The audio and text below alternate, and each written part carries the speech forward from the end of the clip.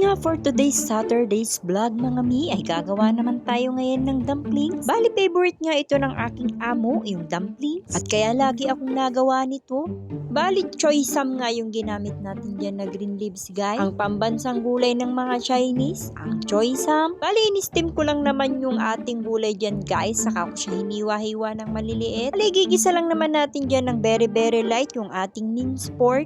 Kaunting bawang at luya na pinong-pino. Gigisa lang natin yan guys. Very light nga lang yung ating pagigisa sa ating pork. Natanggal lang yung dugo. After nga nating magisa yung ating minced pork guys ay papalamigin natin. Or kung nga mahiwa-hiwa yung ating gulay guys ay pinigaan ko na dahil merong tubig yun. Nga natin mapigaan yung ating gulay, ihahalo na natin pag lumamig yung ating minced pork. Ito lang naman ako magbalot. Huwag nyo nang pansinin kung tama o mali yung pagbabalot. Ang mahalaga ay may lasa yung karne.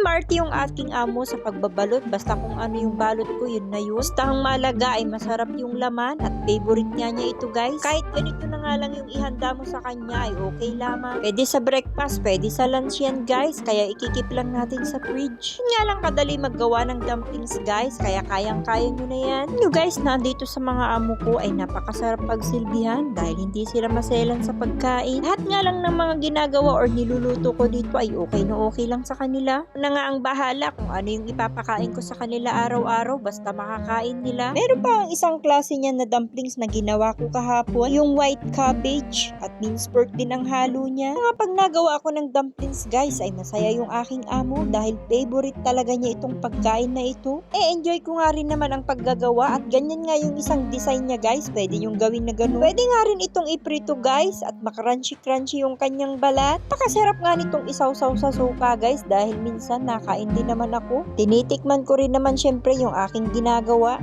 Kung may lasa ba o wala. Bago ko nga babalutin yan guys, magluluto muna ako ng 3 piraso at titikman ko kung masarap ba o hindi. Kung kulang ba sa asin or ano. Malagyan or madagdagan pa natin kung matabang or ano. Guys, babalot-balutin lang natin yan. Kung nag-prepare nga ako nito guys, kahit wala ng gulay, basta't ganyan na lang siya, okay lang. Pag nagluluto ako nito guys, nakaka 15 o 20 pieces yung aking among babae. Pag ako'y nagluluto. Sarap na sarap nga siya guys sa dumplings. Favorite talaga niya yan. At saka yung siopaw. Mai-enjoy mo nga lang yung paggagawa ng dumplings at pwede mo rin itong gawing negosyo sa Pilipinas. Yung pinakang wrapper niyan guys ay yung parang ginagawa mo rin siyang tinapay or yung dough. Pero pag nasa Pilipinas ako, itatry ko nga ito guys at ipapakain ko rin sa aking mga anak. Yung pambalot nga nito ay dough lamang at kaya alam na alam kong gawin. Susubukan nga natin pag tayo na sa Pilipinas na. Ito na nga yung ating nagawa for today's video at yun nga lang muna for today.